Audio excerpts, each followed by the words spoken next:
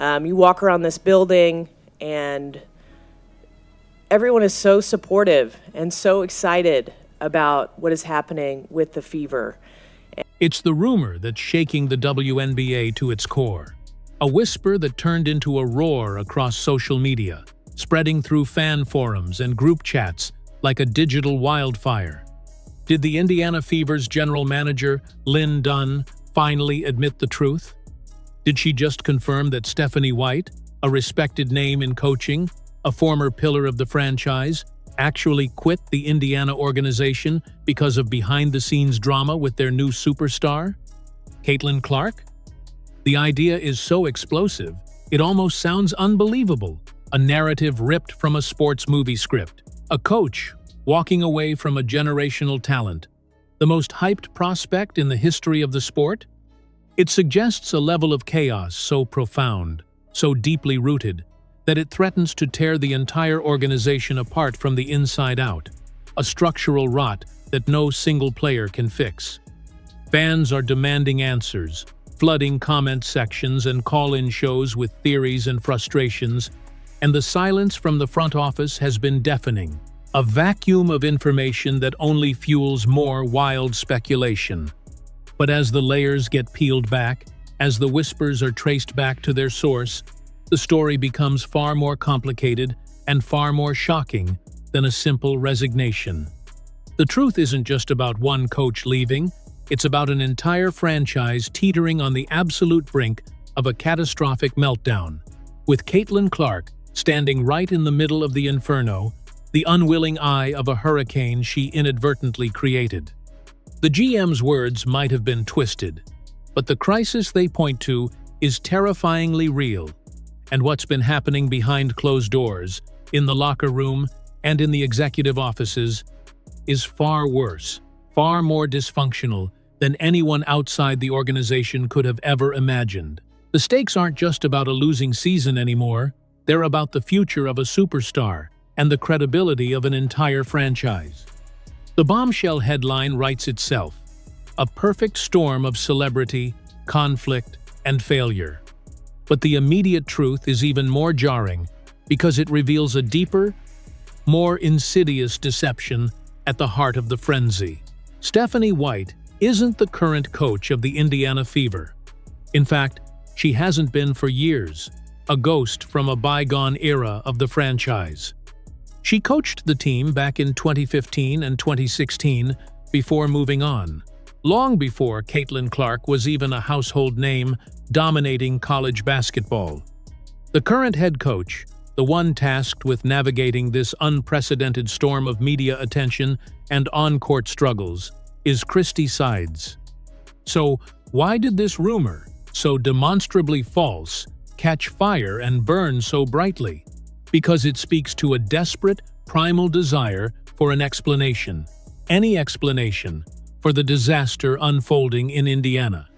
The Fever, armed with the most hyped rookie in sports history, a player who single-handedly elevated the value and viewership of the entire league, are failing, and they are failing spectacularly. They're not just losing games, they're losing them in a way that feels chaotic, undisciplined, and at times, utterly hopeless. The promised revolution has so far looked more like a slow-motion disaster, a masterclass in how to squander a once-in-a-lifetime opportunity. This false rumor about Stephanie White isn't just a mistake or a simple misunderstanding. It's a symptom of a fan base and a media landscape trying to make sense of the nonsensical. It is a collective cry for help, a desperate search for a villain in a story where everyone seems to be losing. The lie spread so fast because the truth of the situation is almost too painful to accept that the problem isn't a ghost from the past, but a very real, very public crisis unfolding with the current leadership. The Stephanie White narrative was just the smokescreen, a convenient and dramatic fiction to distract from the real, far more mundane and terrifying fire burning down the entire franchise from within. That fire is burning brightest on Christy Sides' seat, which is now not just hot, but scorching, practically incandescent.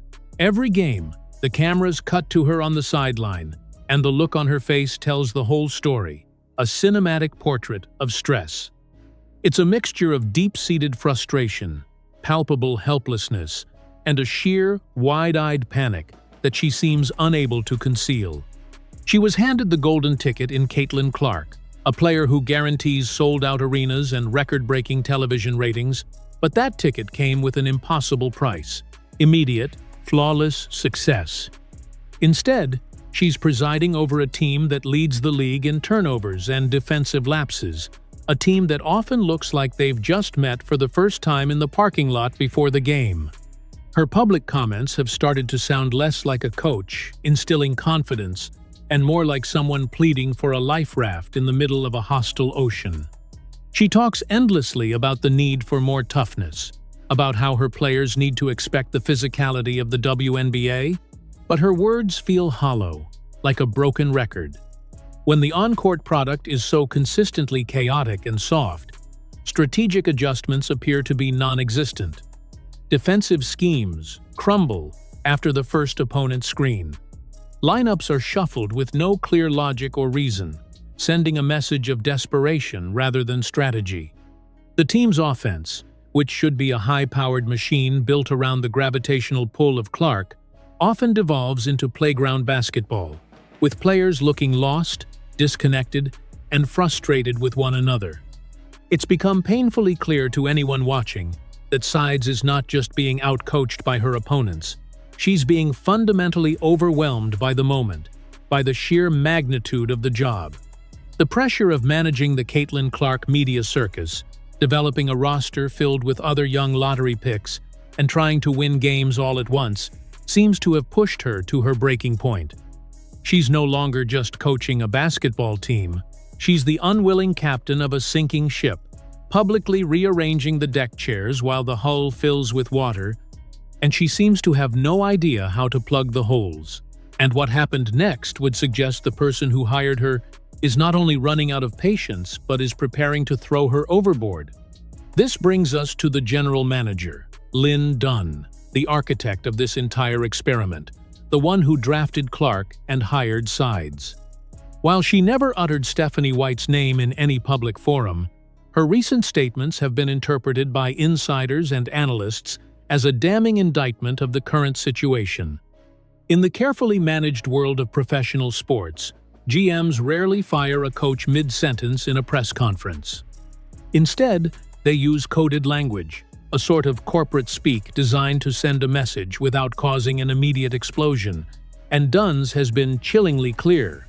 She's spoken about accountability, a word that is almost always aimed directly at the coaching staff and their inability to get results. She's mentioned the steep learning curve for the team, which many read as a direct criticism of the team's lack of preparation and discipline under Sides.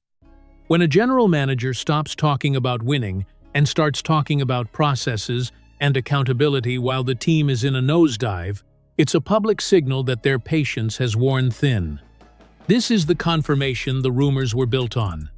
Dunn isn't confirming a story about a former coach. She is confirming, in her own cryptic and calculated way, that the current state of the franchise is completely and utterly unacceptable. She is putting Christy Sides on notice in front of the entire world, letting the media and the fans know that the status quo is not an option. Every carefully chosen word is a warning shot across the bow, a clear message that if things don't turn around, and turn around fast, she will not hesitate to make a drastic, landscape-altering change. The pressure from the top is becoming unbearable, creating a toxic environment of fear and uncertainty that is seeping into every corner of the organization, from the locker room to the training facility. To make matters even worse, to add a layer of cosmic cruelty to the situation, while the Fever are publicly imploding, the ghost of their past is thriving. Stephanie White, the subject of the false rumor, is now the head coach of the Connecticut Sun, and she has them playing like a well-oiled machine, a legitimate championship contender. The contrast is not just stark, it's almost sadistic. The Sun are disciplined, tough, cohesive, and execute with a military precision. They are, in every conceivable way, the absolute antithesis of the Indiana Fever. Every time the Sun win another game, with their sharp, efficient style, with their identity built on defense and teamwork, it serves as a painful, agonizing reminder to Fever fans of what competent coaching and a clear organizational vision actually look like. It creates a brutal what-if scenario that haunts the franchise. What if a coach with White's experience, her calm demeanor, and her steady hand were guiding Caitlin Clark through the treacherous waters of her rookie season? Would the team be this chaotic? Would the losses be piling up this quickly and this embarrassingly? It seems highly unlikely. Stephanie White's success has become an unintentional weapon against Christy Sides and Lynn Dunn. She represents a standard of excellence that their franchise is currently nowhere near achieving. It's not about her quitting over drama. It's about her representing a level of competence that makes the Fever's current struggles look even more pathetic and inexcusable by comparison. Her success is the salt in a very deep, very fresh wound, proving to the world that leadership is everything, and the Fevers, at this crucial moment in their history, is catastrophically and undeniably failing. That catastrophic failure in leadership appears to be ripping the locker room apart at the seams. The narrative of a divided team is no longer a whisper among insiders. It's a visible, tangible reality on the court for millions to see. The incident involving Chicago Sky's Chennedy Carter, where she delivered a cheap shot, a blindside hip check to Caitlin Clark, was just the tip of the iceberg. The more telling part, the part that sent alarm bells ringing across the league, was the reaction, or more accurately, the stunning lack of reaction from Clark's own teammates. No one immediately rushed to her defense. No one confronted Carter. The chemistry, which was supposed to be building around their new superstar, looks fundamentally broken, perhaps beyond repair. Watch closely during the games. After a missed shot or a costly turnover, Clark's frustration is visible, her shoulders slump, but the support from her teammates often feels performative at best, or non-existent at worst. Players like Aaliyah Boston, last year's Rookie of the Year and the supposed co-star of the future, often looks disconnected from Clark on the floor, an unwilling participant in the heliocentric offense. The fluid, dynamic two-woman game that fans and analysts dreamed of has been replaced by awkward possessions, forced passes, and missed opportunities that scream of a lack of communication and trust. Is it jealousy over the unprecedented attention Clark receives? Is it frustration with Clark's high-risk, high-reward style of play? Or is it a sign that Christy Sides has completely lost control of the locker room, unable to unify a room of young, competitive athletes under a singular, coherent vision? Whatever the cause, the result is a team that doesn't play like a team. They play like five individuals trying to survive on an island, and that internal fracture is making them easy prey for the rest of the league. In the middle of it all, at the very center of this swirling vortex of chaos, is Caitlin Clark herself. And the unspoken part of this crisis is the problem she creates just by being who she is. This isn't about her attitude or a critique of her immense talent. It's about the sheer, suffocating, inhuman weight of her superstardom. She arrived in the WNBA not just as a rookie, but as a cultural phenomenon, a figure tasked with saving and revolutionizing a league overnight. That level of pressure is inhuman, an impossible burden for any two-year-old to carry, and the cracks are beginning to show. Her turnover numbers are historically high for a rookie, a product of trying to do too much on a team that offers little support. Her visible frustration with the referees and the brutal physicality of the game has led to technical fouls and on-court outbursts that are dissected on every sports talk show. She's being targeted by opponents every single night, treated less like a rookie and more like a 10-year veteran who must be physically dominated into submission. The Caitlin Clark effect has brought charter flights, sold-out arenas, and multi-million-dollar media deals.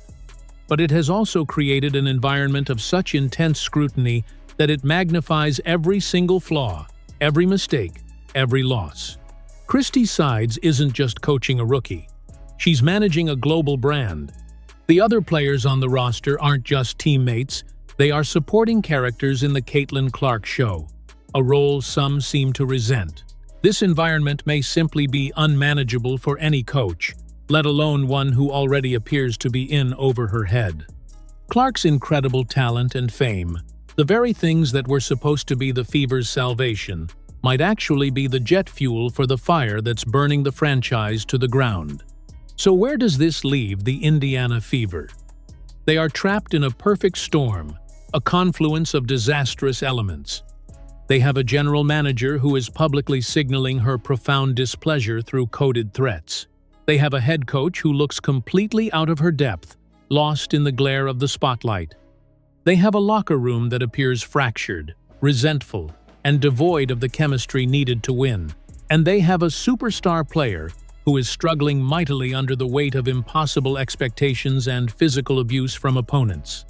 The season is still young, but the trajectory is pointing towards a complete and total disaster, a historic failure that could set the franchise back for years. Lynn Dunn is facing an ultimatum, one largely of her own making. Does she fire Christy Sides mid-season, a move that would be a shocking and humiliating admission of failure, but might be necessary to salvage what's left of the year? Does she look to make a major trade, shaking up the team's questionable chemistry by moving a key piece, perhaps even last year's #1 pick, Aaliyah Boston? Or does she let it all burn, hoping that the team somehow finds its footing through sheer luck? A prospect that looks less likely with each embarrassing, nationally televised loss. The Stephanie White rumor was a distraction, a piece of fake news that pointed to a very real problem. The issue was never about a coach who left the team nearly a decade ago. The issue is that the current leadership seems completely and utterly incapable of handling the single greatest opportunity the franchise has ever been given. A final, shocking move feels not just possible, but agonizingly inevitable. In the end, the viral rumor was a fantasy, a simple, digestible story, created to explain a complex and ugly reality. Stephanie White didn't quit over Caitlin Clark, but the truth is infinitely more damning for the Indiana Fever. The organization, from the front office down to the last player on the bench, was fundamentally, structurally unprepared for the force of nature they drafted. They were given a golden goose in Caitlin Clark, a player who could print money and build a dynasty, but instead of building a golden palace, they seemed to be presiding over a chaotic, dysfunctional barnyard. The franchise is now at a terrifying crossroads, a pivotal moment that will define their future for the next decade. Every loss, every frustrated soundbite from their star player, and every awkward on-court interaction pushes them closer to a breaking point that could shatter the team completely. The question is no longer if they can win a championship this year, but if they can even survive the season without a full-scale implosion that scars their young superstar. Will the Caitlin Clark era be looked back on as the moment the Indiana Fever finally turned a corner and became a marquee franchise? Or will it be remembered as a tragic cautionary tale, the year that the brightest star in basketball was brought to a franchise so dysfunctional it managed to extinguish her light before she ever truly had a chance to shine? The whole world is watching, holding its breath, waiting for the answer.